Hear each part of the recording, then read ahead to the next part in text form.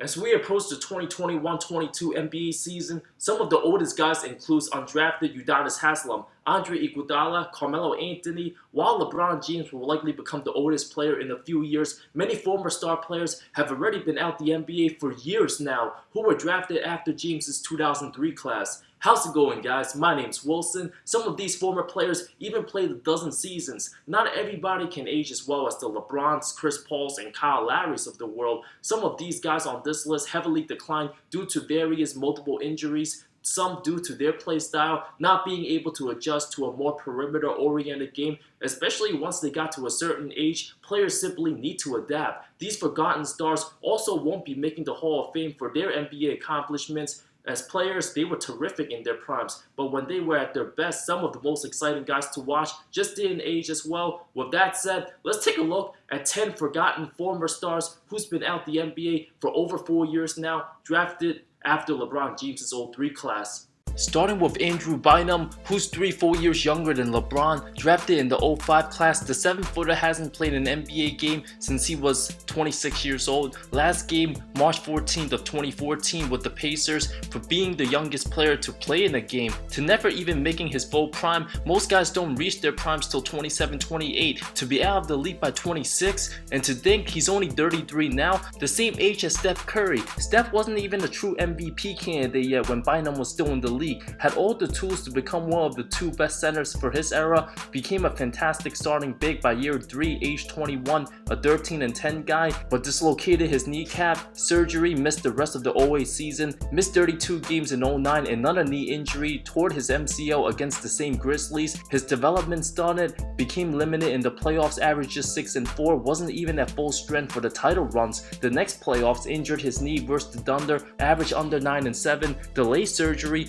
missed the early parts of the 2011 season, had his best year in 2012, selected as an all-star starter, considered the second best center at the time behind Dwight. Bynum averaged nearly 19 and 12, 2 blocks. The 24-year-old looked like he could become a future 25-13 guy, had sick post moves, but some attitude problems, jacked up ill-advised shots, at times didn't join his teammates in huddles. Career fell apart after leaving the Lakers. Part of the Dwight Howard package, Orlando decided not to pursue Bynum due to his knee injuries. Didn't even play a single game for the Sixers, injured his knee while bowling as well, had surgery on both knees March of 2013, did not help the Cavs in the 2014 season, even stated he doesn't even like basketball that much, undisciplined and a headache, waived by the Bulls, then signed with the Pacers, only to bring down Roy Hibbert's career overnight. I had to come back in 2018, but to no avail. His career ended 10 years too early, 8 total seasons for Bynum. Brandon Roy, who would have been one of the best 2 guards of the 2010s, arguably 3rd best shooting guard behind Kobe and Wade at his peak, entered the league in 06, played with fellow draft mate LaMarcus Aldridge, the 2nd pick. Roy was clearly the better player at first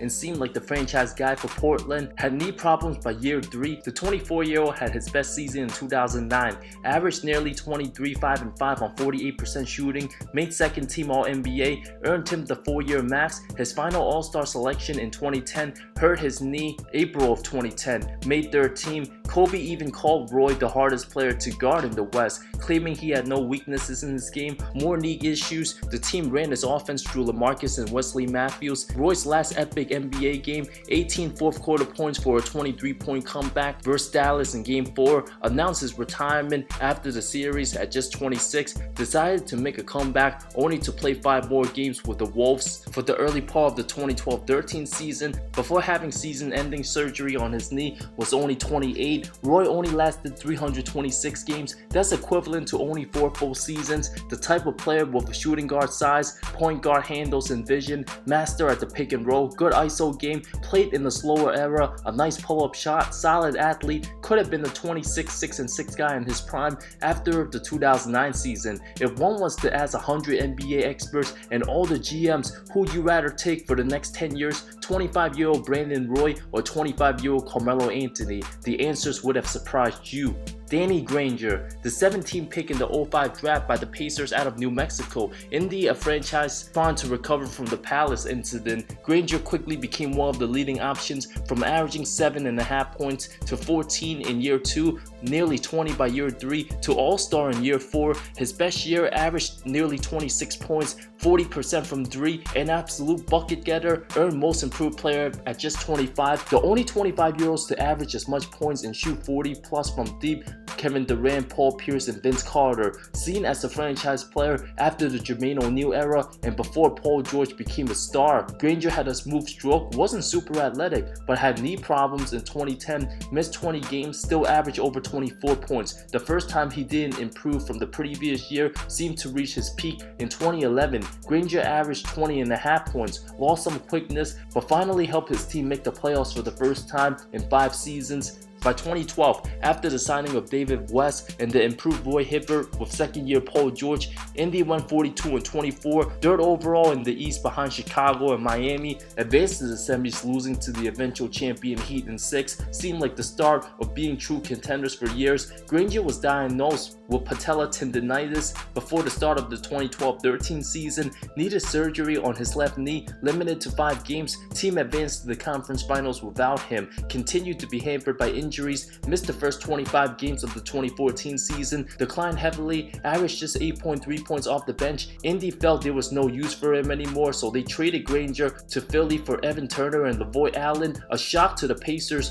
due to his professionalism, being a great teammate, and beloved in the locker room by the players. Paul George stated, Granger was like a big brother and a mentor. The team collapsed overnight after Danny was traded, waived by Philly, signed with the Clippers, made little impact, finished his career with the Miami Heat, played his final game February 11th of 2015 at just 31. Ben Gordon, one of the best players in the late 2000s to never make an all-star team, picked third overall out of UConn, made an immediate impact, averaged 15 points off the bench, winning 6th man, the only rookie to do so. Gordon tended to play his best games and always destroyed the Knicks, a guy who gets ridiculously hot and during a couple bombs, put up 21.4 points the 07 season, outplayed D-Wade in the first round sweep, the go-to option on a 49-win team. 2009, the 25-year-old had his last great year, leading scorer on the Bulls, 20.7 points, with rookie Derrick Rose averaged nearly 17 a game. Gordon went toe-to-toe with Ray Allen. The 7-game Boston series, one of the best first-round matchups all time. Gordon averaged 24.3 points, dreamed multiple clutch jumpers. His offense and shot making very similar to Donovan Mitchell, taking over games minus the athleticism, of course. Gordon decided to sign with the Pistons after 2009 after negotiation struggles with the Bulls wasn't the same since leaving. Went from a 20-point scorer for a playoff team to averaging under 14 on a bad team. No playoffs his last 6 seasons. Spent his last year with the Magic in 2015. Played his final NBA game at just 31 before being waived by the Warriors before the start of the 2016 season. Kevin Martin, one of the best scorers to never become an all-star, the 26th pick out of Western Carolina University, had a slow rookie season, averaged just 2.9 points, but made his presence felt in the 06 playoffs, hit the game-winning layup in Game 3 against San Antonio, heavily improved by year 3, averaged over 20 points, known for his weird-looking jump shot and a weird stroke, a very good outside shooter, would average in the mid to high 20s in today's NBA, but pretty much just a one-dimensional player, very thin body, but knew how to draw contact, who would totally abuse initiating all the calls in the modern NBA, a master at the rip-drew, where Kevin Durant also took advantage his earlier years.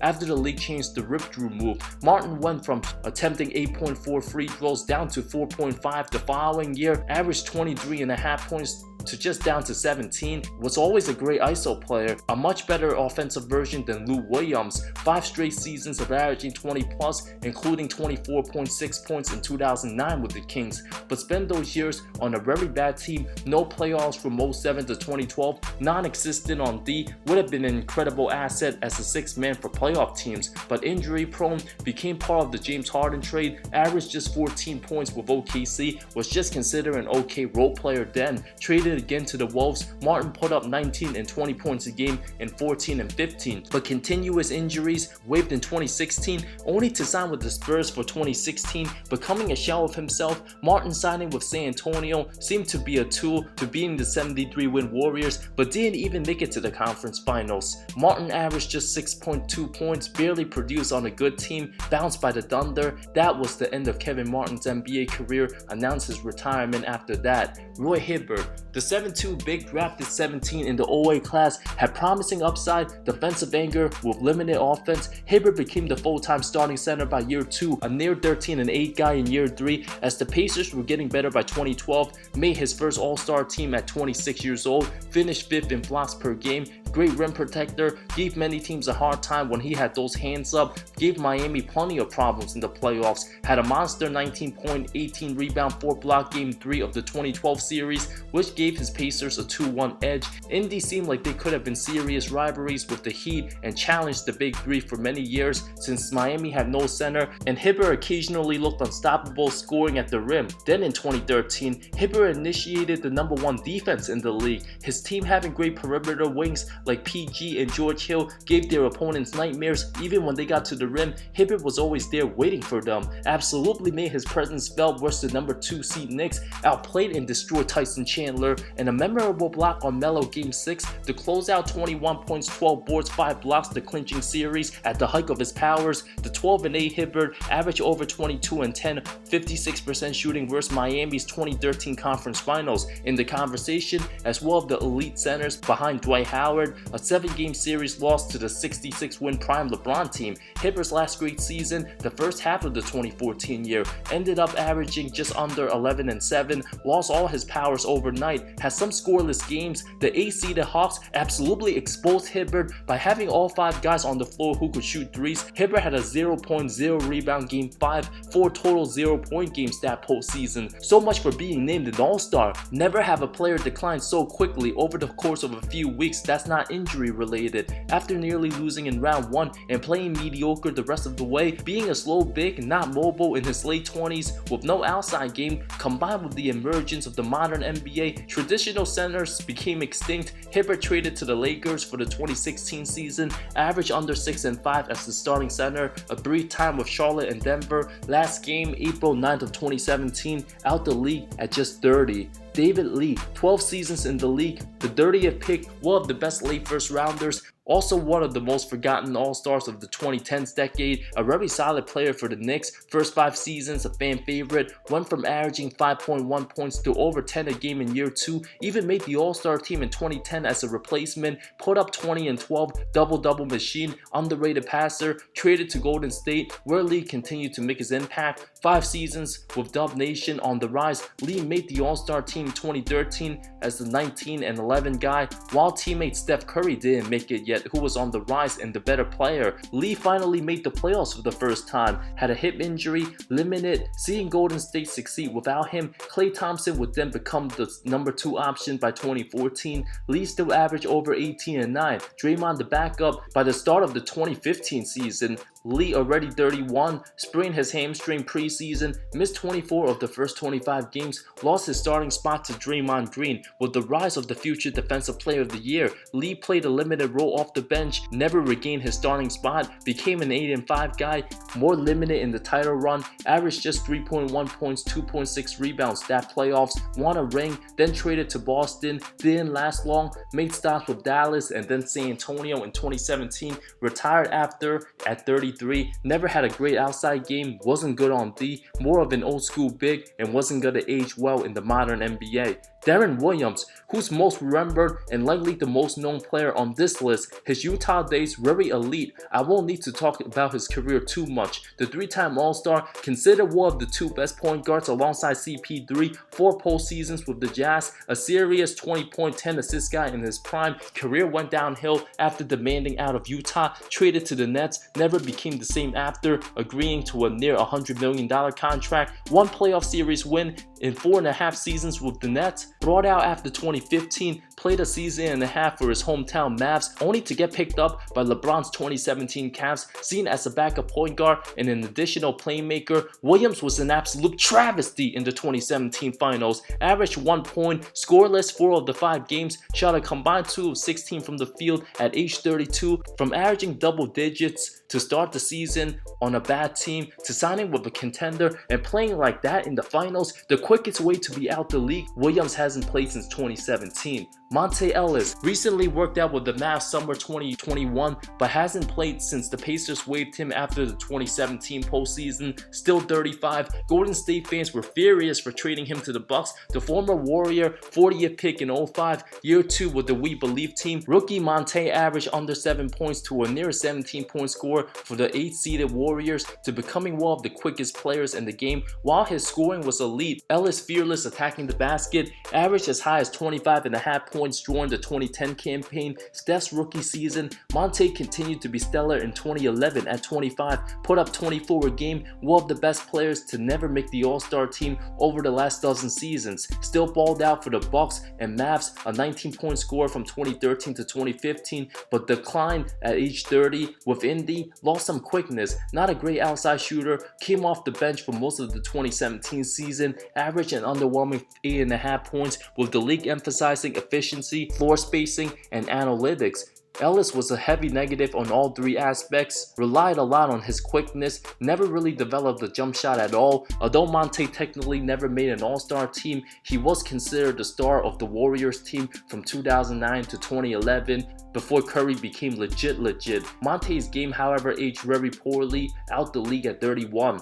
Josh Smith, the 10th player on this list. Since 10 sounds better than 9, not exactly 4 years out the league yet, but almost there. November 3rd will be the 4th anniversary of Smith's last NBA game. Also one of the best players to never make the All-Star team. The 6'9" small forward had insane athleticism with the Hawks straight out of high school to win the dunk contest. The 04 class, became the youngest player to block 500 shots, strong defense, nasty posters, high energy guy, relatively stayed the same player from age 21 to 27, made defensive team in 2010, a 15-8 guy for the ATL, 5 postseasons, never gotten over the hump, didn't live up to his full potential, never improved on his outside shooting, something he needed as he aged. Detroit gave him a fat 4-year 54, a 16-7 guy at age 28, but super inefficient, jacked up bad shots. Pistons waived him over a year and a half. Smith got paid till 2020, had a memorable Game 6 for Houston, 2015 playoffs. The Clippers signed him after, but ineffective. Game age extremely poor.